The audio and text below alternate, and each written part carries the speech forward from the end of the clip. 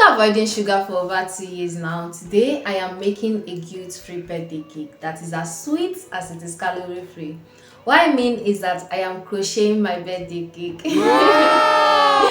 My birthday is in a week's time, and what's a birthday without a cake? So let's talk about the design. I don't really have a particular design in mind. At first, I wanted a vanilla cake with pink frosting, but after I placed a yellow yarn and the cream colored yarn side by side, I just knew I couldn't make the decision any longer. So what I'm going to do is that I'm going to use the entire colors that I have in one cake and make it as colorful as ever. I thought I had a plan, but I've come to realize that things don't always go as planned.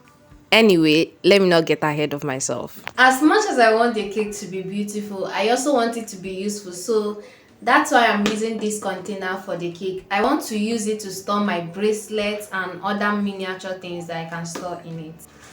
So this container is actually a leave-in conditioner container that I almost threw out but decided to keep back when I thought about making my birthday cake. So that's what I'm going to be using. I believe I've done a good job of giving my cake box a clean shave. This is so cute. So now that I've done that, I'm going to go ahead and start out with the vanilla part of the cake with this vanilla colored yarn. When I had the idea for this cake, I believed it's something I could crochet in one day, a few hours even, because the pattern is very simple. All you had to do was work single crochet stitches in a round, a few increases here and there, but because I had school commitments and had to work only at night and my free time, it took longer than expected. So I am almost done baking the cover of the cake. Once I'm done with the cover, I will move on to baking this part of the cake. But so far, this is what it looks like. I have a friend who thinks crochet is magic, and I have explained to him countless times that as long as you know how to use a hook and a yarn, you can create anything. Oh wait, maybe that's actually magic and all crochet artists are magicians. I have reasons to believe that I am done crocheting the body part of the cake. I just have to slide this into it to find out if I am done or if I need to crochet more rows. It's the perfect size. I can't tell you how proud I feel right now. I know it doesn't look like a cake right now, but the first part of baking is done now. Let's observe the cake now before I put the icing and the frosting.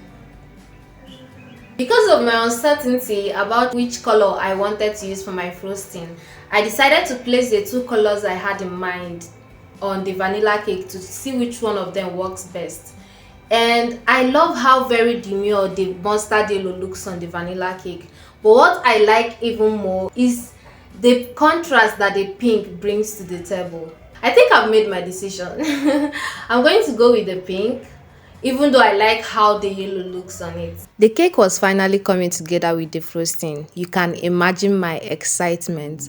But after crocheting the frosting, I didn't like what it looked like. There was something off about the two colors. I was beginning to have headache just by looking at the cake.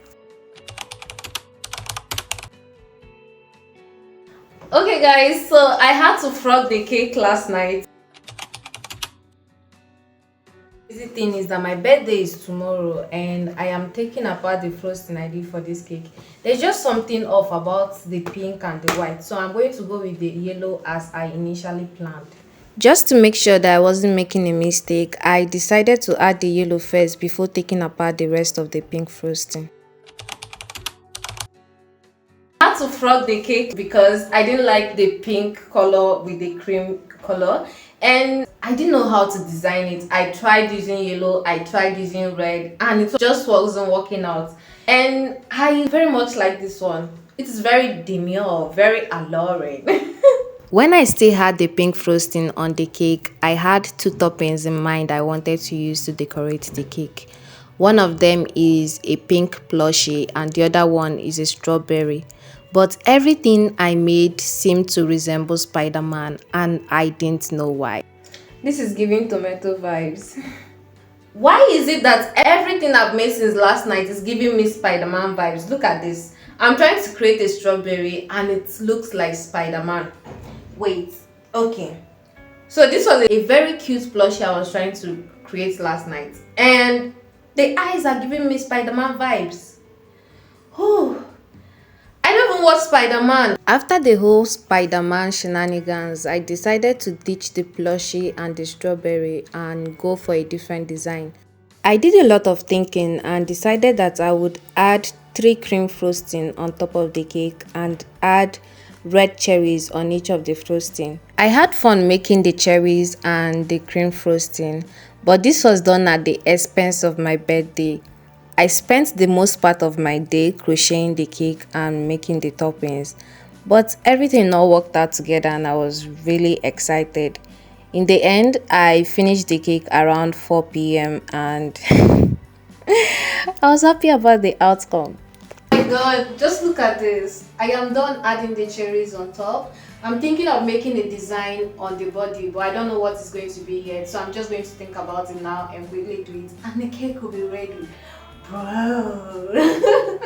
Oh my god, I've spent half of my birthday crocheting cake because today is my birthday and I'm still crocheting the birthday cake. Can you imagine?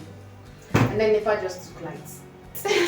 I'm really proud of the outcome and I hope you enjoyed watching this video as much as I enjoyed creating it. If you did, please give it a thumbs up, let me know what you think in the comment section and don't forget to subscribe. Thank you.